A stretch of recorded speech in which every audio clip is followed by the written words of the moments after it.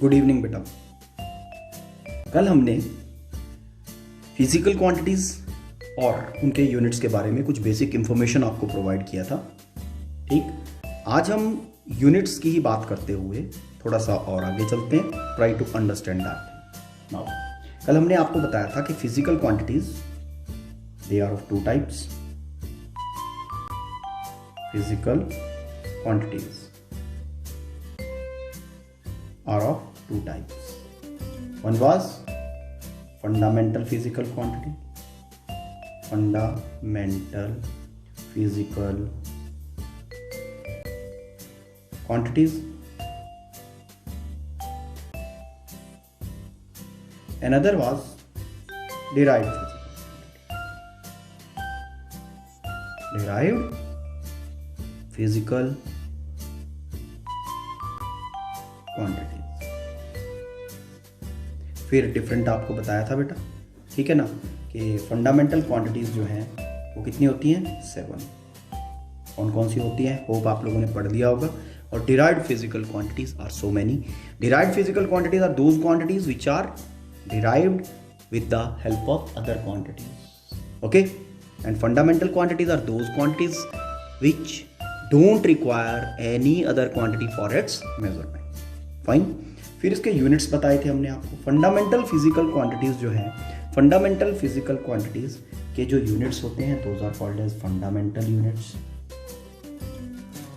Fundamental units. And derived physical quantities के जो unit हैं those are called as derived units. Derived units. ठीक, ये मैंने आपको बताया। ठीक, और आपको डिफरेंशिएशन भी हो गया होगा, ठीक है ना, कि कौन से यूनिट्स। यूनिट देख के आपको पता चलना चाहिए कि कौन सा यूनिट डिराइव्ड है और कौन सा यूनिट फंडामेंटल है। फंडामेंटल सिर्फ 7 होते हैं, आपको ऑलरेडी बता दिया था। अब एक स्टेप आगे चलते हैं। जब मेजरमेंट शुरू हुआ, ठीक, तब अलग अलग रीजन्स में, अलग अलग कंट्री के ग्रुप्स में, ओके, कुछ अलग अलग सिस्टम्स डेवलप हो गए। ओके, जैसा कि अगर हम उन सिस्टम्स की बात करें, number 1 is FPS system. Okay, FPS system. How this was named? When the system, okay, we have and we are measuring length in, okay, P, mass in pounds, and time in second. मतलब that system of units in which length is measured as foot say F, mass is measured in pounds, P, time is measured in seconds. Okay, yes, so that system popularly was known as FPS. Okay, ठीक है। कुछ countries का group इस particular system को use कर रहा था। Then, second thing, one system which was popular, that was MKS. इसको MKS system कहते थे। Okay, how this was named? M, length is measured in meter, mass is measured in kilograms,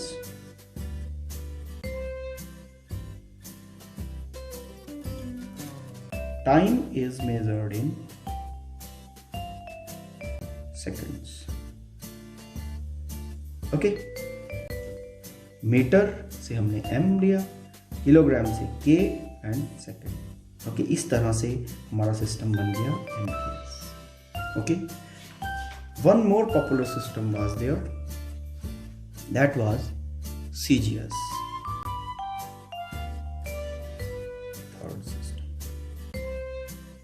CGS.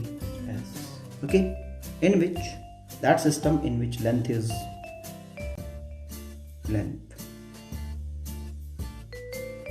is measured in centimeters. Okay, mass is measured in grams. Okay, time is measured in seconds. ठीक है, तो centimetre से C, ग्राम से G और second से S, और system का नाम बन गया, सिस्टम का टाइटल बना CGS सिस्टम। ओके, और इसके अलावा बहुत सारे सिस्टम्स जो थे, ठीक है ना, जो ग्रुप ऑफ कंट्रीज यूज कर रहे थे, ठीक, फाइन, बट वो इतने ज़्यादा पॉपुलर नहीं हो पाए। बट जो पॉपुलर ग्रुप था वो ये 3 सिस्टम्स थे। अब क्योंकि अलग अलग कंट्रीज, ठीक है ना, अलग अलग सिस्टम यूज कर रहा था, फाइन, तो जैसे जैसे साइंटिफिक डेवलपमेंट्स हुई, ओके, साइंटिफिक डेवलपमेंट्स हुई और साइंटिफिक सोसाइटी ने, ठीक है, डाटा को शेयर करना शुरू किया, एक कंट्री ने दूसरे कंट्री के साथ ट्रेड करना शुरू किया, ओके, तो बहुत प्रॉब्लम्स आने लगी।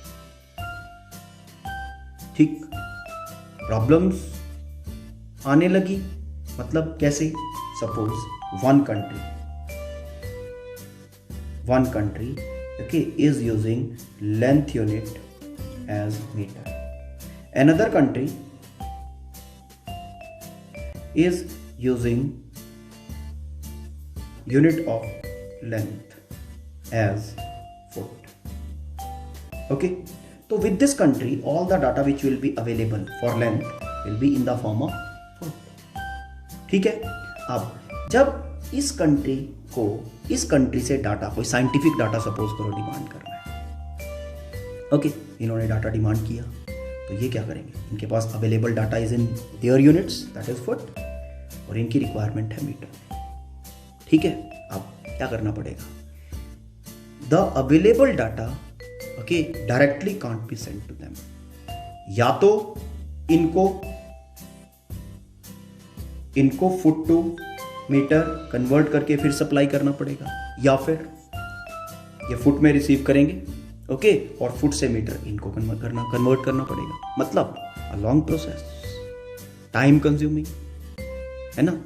और सपोज अगर इन्होंने इंफॉर्मेशन प्रोवाइड ही नहीं किया कि हमने किस सिस्टम में आपको डाटा प्रोवाइड किया और डायरेक्टली डाटा दे दिया, they may understand this particular thing कि जो डाटा है that is available in our own system, जब यहां पे वो डाटा पुट होगा तो that will be giving so many problem, क्योंकि साइंटिफिक डाटा तो बहुत प्रिसाइज होता है। तो इन सारी प्रॉब्लम्स को देखते हुए, ठीक है, सारी प्रॉब्लम्स को देखते हुए वर्ल्ड वाइड जब सबको प्रॉब्लम आने लगी, इन प्रॉब्लम्स को देखते हुए, ठीक है ना, एक ग्रुप का, ठीक है ना, एक ग्रुप का डेवलपमेंट किया गया, ठीक है ना। इनिशियली उस ग्रुप को कहा गया board of trade units, BOTU, board of trade units. ठीक, तो ये इन लोगों ने प्रॉब्लम्स रिसीव करना शुरू किया, ठीक है, सारे कंट्रीज का बिग ग्रुप होता चला गया, ओके, और बहुत सारे कंट्रीज जब इसके अंदर इन्वॉल्व हो गए, ठीक है ना, प्रॉब्लम्स बहुत ज़्यादा होने लगी। तो 1971 में, ठीक है, इसको रीनेम कर दिया गया, ओके, एंड इसको जो नाम दिया गया, ठीक है ना, that was general conference on weights and measurements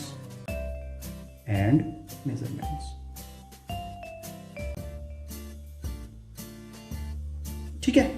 तो general conference on weights and measurement, ठीक है, इसको टास्क दिया गया, इसी का डेवलप वर्जन था बोर्ड ऑफ ट्रेड यूनिट का, इनको टास्क दिया गया कि जितनी भी इंटरनेशनली प्रॉब्लम्स आ रही हैं इन रिलेशन टू मेजरमेंट, ठीक, उनको सॉल्व करना है। ठीक, तो जब इनको ये टास्क दिया गया तो जितनी भी प्रॉब्लम्स आ रही थी, ओके, उन सब का एक ही, ठीक है ना, प्रॉब्लम, उन सब का जो ओरिजिन था वो उन सभी प्रॉब्लम्स का एक ही ओरिजिन था, ठीक है ना, कि different groups they were having different system of units. ठीक, तो ये सारे अपने कंक्लूजन पे पहुंचे कि वर्ल्ड वाइड अगर हम एक ही सिस्टम ऑफ यूनिट बना दें, ठीक है, एक ही सिस्टम ऑफ यूनिट जिसका नाम इन्होंने कहा international system of unit, international system of units, ठीक है।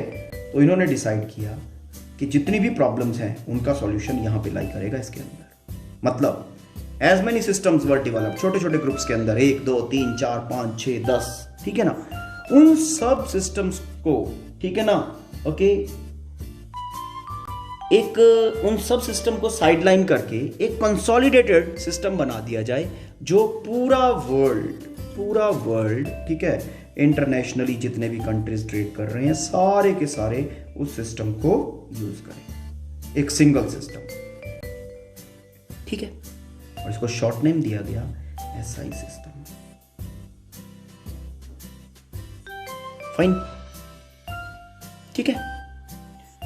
तो इस एसआई सिस्टम को डेवलप करने के लिए फिर इनकी फर्दर मीटिंग्स हुई, तो इन्होंने फिर कुछ कंडीशंस डिसाइड की जिस बेसिस पे ये international system of units develop किया जाए। ठीक, क्यों? उन सभी वेरिएबल्स को मुझे ध्यान में रखना है। कंट्री 1 के पास डाटा इस फॉर्म में अवेलेबल है, कंट्री 2 के पास इस फॉर्म में, और किसी और कंट्री के पास किसी और फॉर्म में, किसी और कंट्री के पास किसी और फॉर्म में, ठीक है, कि इस वर्ल्ड को ज़्यादा प्रॉब्लम ना फेस करना पड़े जब डाटा का कन्वर्जन इस फॉर्म में हो, ठीक है। क्योंकि ओल्ड डाटा को तो कन्वर्ट करना पड़ेगा ना, जो न्यू डाटा हम डेवलप करेंगे वो सारा एसआई में डेवलप करेंगे, बट ओल्ड डाटा का भी तो यूटिलाइजेशन होगा। तो ओल्ड डाटा को न्यू डाटा में लेके आने के लिए वर्ल्ड वाइड मिनिमम डिस्टर्बेंस हो, उन सारे वेरिएबल्स को, उन सारे कंडीशंस को, सिचुएशंस को ध्यान में रखते हुए कुछ कंडीशंस बनाए गए, okay, to develop, okay, SI system. ठीक, क्या थी condition? Conditions, okay, fixed, okay, to develop SI system,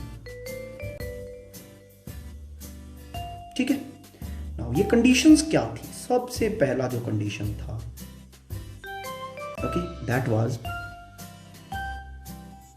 लोगों ने कहा कि जितने सिस्टम हमारे पास अवेलेबल हैं, लाइक एफपीएस, एमकेएस, सीजीएस, जो पॉपुलर सिस्टम्स जितने हमारे पास अवेलेबल हैं, उसमें से स्टडी करो, ओके, कि कौन सा सबसे ज्यादा पॉपुलर है, ओके, ताकि जो मैक्सिमम पर्सन ऑलरेडी यूज कर रहे हैं, ठीक, मैक्सिमम पर्सन्स जो ऑलरेडी यूज कर रहे हैं, ठीक है ना, उनको कन्वर्जन ना करना पड़े, ठीक, रेस्ट ऑफ द पर्सन वो कन्वर्जन कर ले, ठीक। Very first condition which was laid out कि find the most popular system,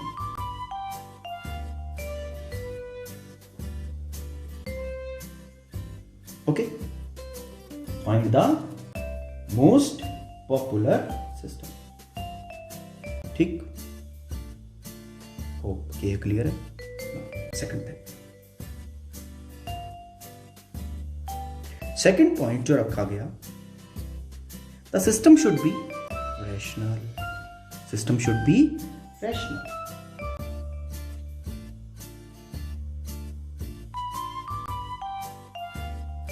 rational system. Rational system का क्या मतलब? रैशनल सिस्टम इज कि सिस्टम, देखो, मान लिया हमारे पास जो सिस्टम है वो 1 को डिफाइन कर रहा है, 2 को डिफाइन कर रहा है, 3 को डिफाइन कर रहा है, इसके बीच में जो वैल्यूज हैं उनको डिफाइन नहीं कर रहा है। तो that is integral system basically. System should be rational. 1.1 को मैं डिफाइन कर पा रहा हूं, ठीक है ना, लेंथ मेजर करना है 1.1 सेंटीमीटर। ओके, अगर और प्रिसाइज हो जाए, ठीक है ना, I am able to measure 1.17। इस तरह से रैशनल नंबर क्या होता है? Numbers of the form of p by q, fractional, ठीक है। मतलब सिस्टम रैशनल सिस्टम हो which is able to define all the values. Okay, ठीक है बेटा। Now the next thing is कि हमारा सिस्टम ओके ऐसा हो, रैशनल हो। उसके बाद third thing is okay, system ऐसा होना चाहिए कि जो अवेलेबल सिस्टम्स हैं हमारे पास, अवेलेबल सिस्टम से जब हम स्टैंडर्ड सिस्टम में कन्वर्ट करें डाटा को, ठीक है ना, अवेलेबल सिस्टम, कंट्री 1 के पास कोई है, कंट्री 2 के पास कोई और है, देन कोई और है, देन कोई और है, ठीक है ना। तो वहां से क्योंकि सभी को स्टैंडर्ड सिस्टम में कन्वर्ट करना पड़ेगा डाटा अपना, तो ये जो कन्वर्जन है, ये कन्वर्जन इजी होना चाहिए, इजी कन्वर्जन। ओके, मतलब ऐसा ना हो जाए, ठीक, कि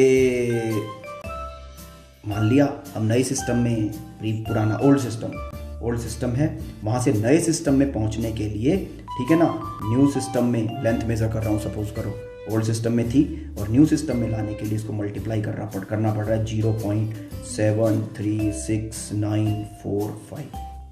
it will be very much difficult, और तब ये लेंथ हमारी न्यू सिस्टम में आ रही है। It will be difficult, preferable नहीं है ये सिचुएशन। हाँ, कुछ ऐसा हो कि ओल्ड सिस्टम में मेरे पास लेंथ अवेलेबल है, ठीक है जी, उसको 10 से मल्टीप्लाई करो and we are getting the new system. Easy conversion से मतलब, ठीक, ओके। उसके बाद द नेक्स्ट थिंग इज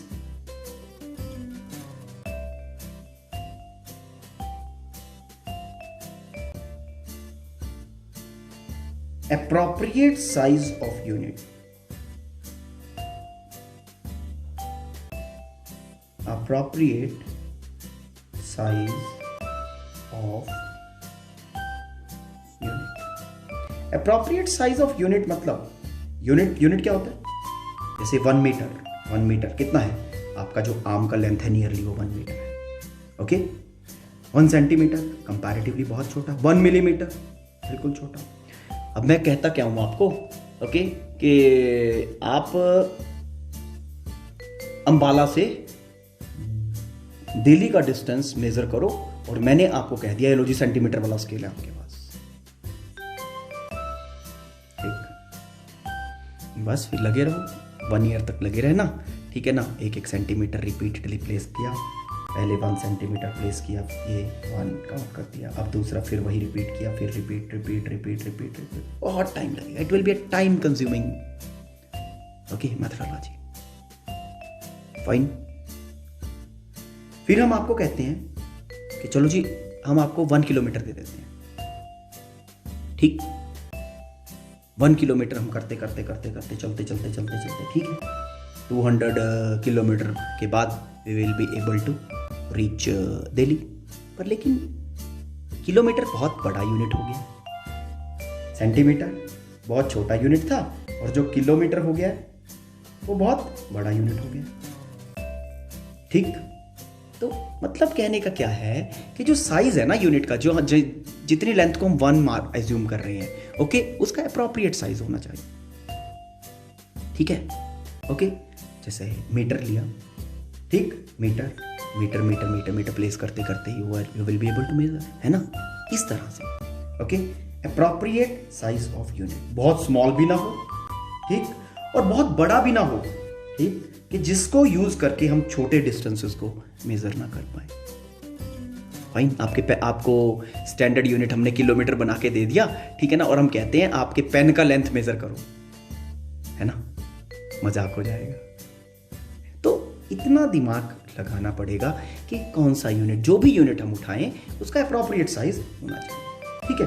उसके बाद next thing is system should be metric system. Metric system, अब मेट्रिक सिस्टम से क्या मतलब है ना, ये मेट्रिक प्रीफिक्सेस होते हैं, ठीक है। मेट्रिक प्रीफिक्सेस, मेट्रिक प्रीफिक्सेस क्या होते हैं, ठीक है। अब आप लोगों ने कुछ का आइडिया आप लोगों को है, ठीक है ना, कुछ अभी मैं आपको बता देता हूँ, ठीक है। मेट्रिक प्रीफिक्सेस बेसिकली वो हैं जो यूनिट है उससे पहले लगा रहे हैं, पहले, ठीक है। दोज आर कॉल्ड एज, ये यूनिट है यहाँ पे, यूनिट से पहले लगाया हमने इस प्लेस पे, ओके।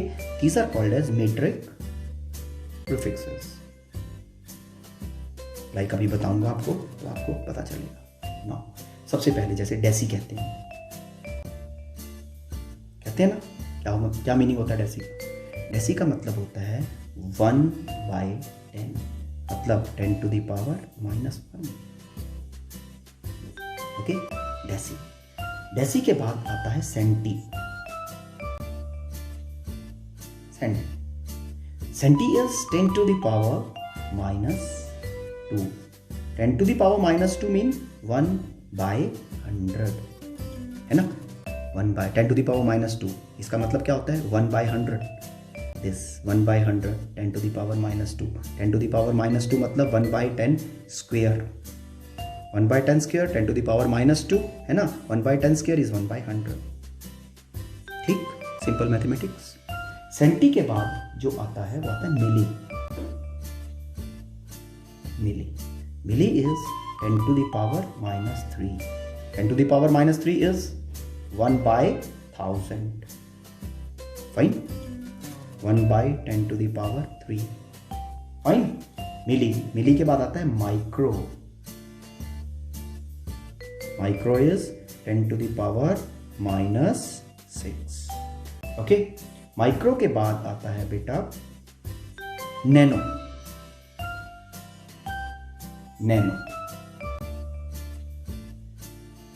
का मतलब है 10 to the power -9, 10 to the power -9। Nano के बाद आता है pico, okay. Pico is 10 to the power -12, okay. Pico के बाद आता है फेम्टो,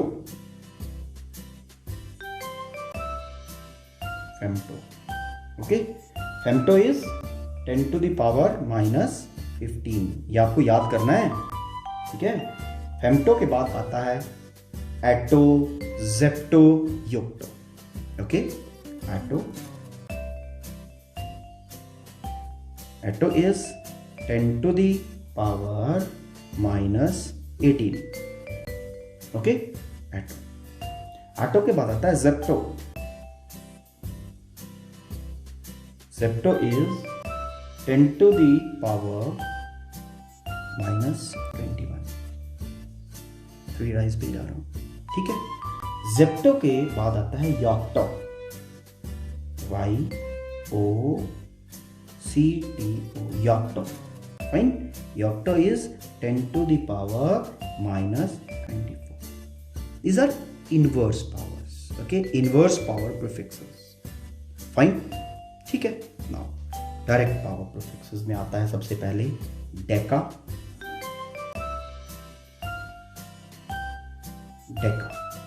का मतलब है 10 to the power 1, 10 to the power 1 is 10, okay. Deca के बाद क्या आता है hecto, okay. Hecto is 10 to the power 2, 100। Then is kilo, most popular. Kilo का मतलब होता है 10 to the power 3, है ना। किलो, ग्राम से पहले हमने किलो लगा दिया, किलो, मीटर से पहले तो पहले लगा रहे हैं ना, 10 to the power 3, 10 to the power 3 is 1000. Okay, kilo, kilo के बाद आता है mega, mega is 10 to the power 6. 1 2 3 4 5 6. Okay, mega के बाद आता है giga. Okay, giga, giga is 10 to the power 9. याद करने हैं ये सारे. ओके, गीगा, गीगा के बाद आता है tera 10 to the power 12. Then peta 10 to the power 15. Okay, then exa 10 to the power 18. Zetta 10 to the power 21. Yotta 10 to the power 24. Okay, these are called as metric prefixes, जो unit से पहले लगते हैं. Okay, तो हमें ऐसा system standard system में बनाना है.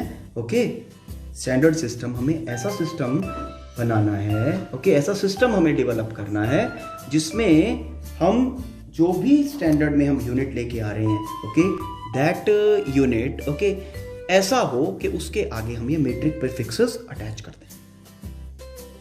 ठीक है. ओके, तो उसके लिए मैंने क्या बताया था, जो सिस्टम है आपका वो सिस्टम मेट्रिक सिस्टम होना चाहिए. System should be metric system.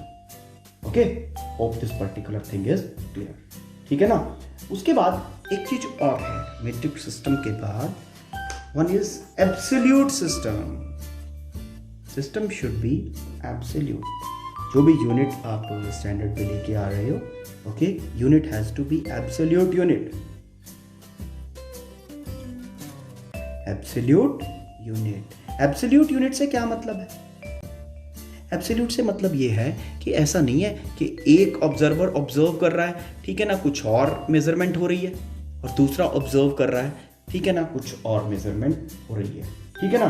Okay, तो ये ध्यान से, मतलब observer to observer, observation to observation, things should not change. Fine. तो जब इन सभी वेरिएबल्स को किस किस को, मोस्ट पॉपुलर सिस्टम हो, रैशनल सिस्टम हो, इजी कन्वर्जन हो, एप्रोप्रिएट साइज ऑफ यूनिट हो, मेट्रिक सिस्टम हो, और उसके बाद एब्सोल्यूट यूनिट हो. ठीक है. जब इन सारे कंडीशंस को डिटेल में स्टडी किया गया, ओके, इट वाज फाउंड कि जो हमारा MKS सिस्टम अवेलेबल है, okay, MKS is meter, kilogram and second. Okay, had satisfied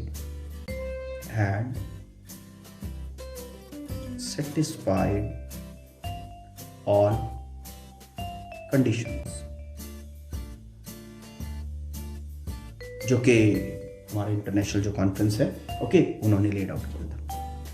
तो जब MKS सिस्टम ने वो सारे के सारे कंडीशंस को सेटिस्फाई कर दिया, ओके, तो by that international conference, okay, क्या किया गया, इंटरनेशनल कॉन्फ्रेंस ने MKS सिस्टम को, ठीक, MKS सिस्टम को क्या किया, स्टैंडर्ड सिस्टम बना दिया. Okay, MKS system was adopted as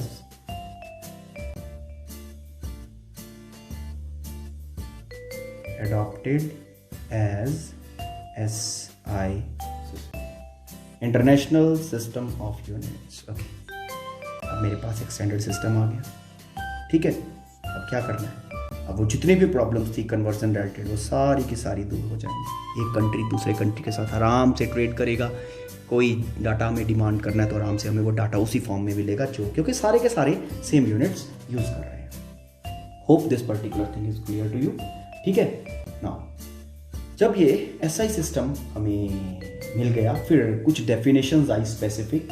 okay, आपके बुक में गिवन है, वो स्टैंडर्ड यूनिट अपनी डेफिनेशंस हैं. ओके, वो तो सिर्फ आपको क्रैम ही करनी है. जैसे मीटर की है, किलोग्राम, सेकेंड बुक में दे रखी है, डायरेक्टली उनको याद कर लेना है. ठीक.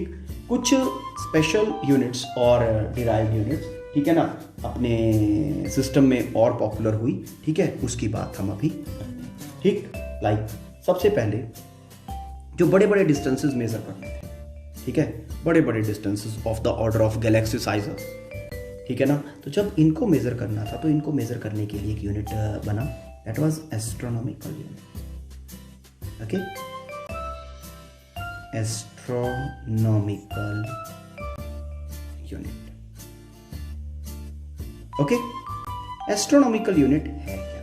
ध्यान देना, ये आपका सन है, सन, ठीक, सन, इसके चारों तरफ earth is going in elliptical orbit, ऐसा ही हो रहा है ना, earth is going in elliptical orbit. Now distance of earth, earth जब यहाँ पे है तो इतना है डिस्टेंस सन और अर्थ का, जब यहाँ पे है तो कुछ और है, यहाँ पे है तो कुछ और है, यहाँ पे है तो कुछ और है, and time to time the distance between earth and sun, okay, is changing as the earth is going to next position. ठीक, तो एस्ट्रोनॉमिकल यूनिट को बेसिकली किस तरह से डिफाइन किया गया? Average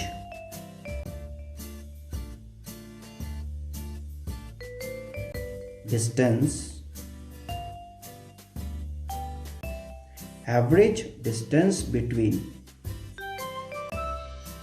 average distance between sun and earth, sun and earth is called as astronomical unit. One astronomical,